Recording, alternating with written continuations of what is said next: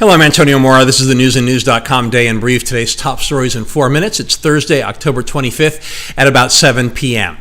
Two former U.S. presidents, a vice president, an attorney general, a CIA director, congresswomen, a liberal financier, one of our greatest actors, all Democrats or critics of President Trump, all targeted by mail bombs, a total of 10 so far in what's an unprecedented attack in American history. The hope is that there are no other bombs. The fear is that more will be coming, especially because the bomber might be inspired by the chaos he's created. A nationwide manhunt is on for the culprit, but the investigation seems to have turned towards South Florida because a number of the devices were mailed from this area. At a rally Wednesday night, Trump joked about how he was behaving very well in the aftermath of the bombs, calling for unity and condemning the bomber. Joking about that certainly undercuts his message. He also couldn't help himself and went after the media, saying it needed a more civil tone. I agree with him, but he needs a more civil tone too. By Thursday morning, being presidential was mostly out the window as he came out swinging, or should I say tweeting, against the media. He called the media hateful beyond description, saying, quote, "A very big part of the anger we see today in our society is caused by the purposely false and inaccurate reporting of the mainstream media." Hillary Clinton, one of the targets of the bomber, spoke of needing to do everything we can to bring the country together. Hillary may also want to heed her own advice, conveniently targeting Trump while forgetting that she said you can't be civil with the GOP. And while Trump should be embarrassed that he's used his bully pulpit to attack the media instead of providing leadership in a moment of crisis, some in the media should be embarrassed to be making this all about them. U.S. equity markets rebounded Thursday, recovering most of Wednesday's losses, led mostly by tech stocks.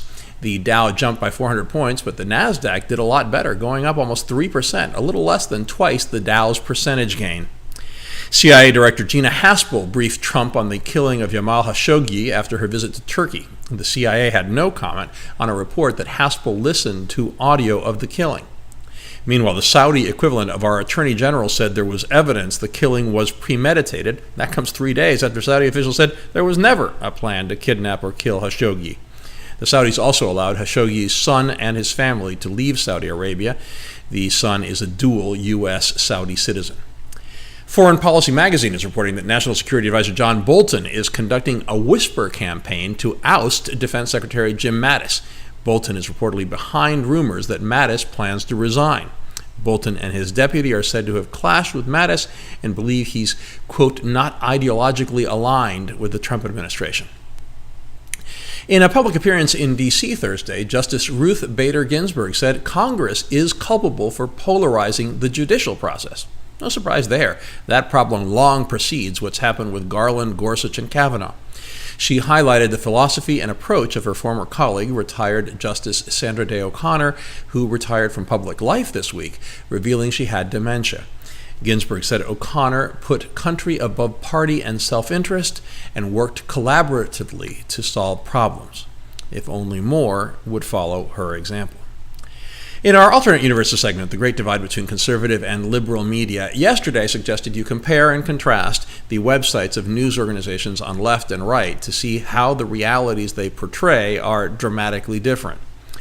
Today, I was struck at the extreme difference between the tone of the bomb coverage on CBS This Morning when compared to the cable news networks. The CBS anchors and correspondents reported the news and raised how the bombing was being politicized, but showed no significant partisanship. On the other hand, the cable news networks on both sides approached their coverage through a partisan lens. It is truly shameful. CNN and MSNBC constantly defaulted into attacking Trump's behavior. Fox, on the other hand, kept making it sound as if Trump were the voice of reason, referring to his calls for unity and his presidential behavior, while conveniently minimizing his inflammatory rhetoric, especially against the media.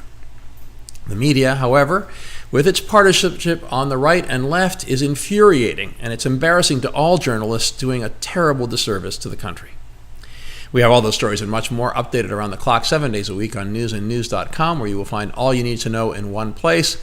Please follow us, or please subscribe to our YouTube channel by clicking on the right of your screen just below this video. Please follow us on Facebook at Real News and News, and follow me on Twitter at AMoraTV. I will see you again tomorrow.